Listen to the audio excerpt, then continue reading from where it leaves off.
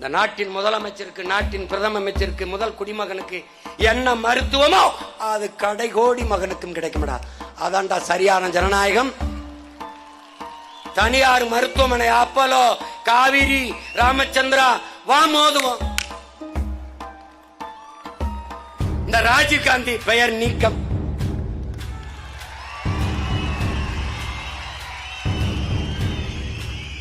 இது வெகுநாள் மான தமிழ் மக்களின் இயக்கம். அதனால் பெயர் தூக்கம். உனக்கு தலைவன் என் இனத்தை கொண்ட வரலாற்று பகைவன். காங்கிரஸ் என் இனத்தின் வரலாற்று பகைவன்.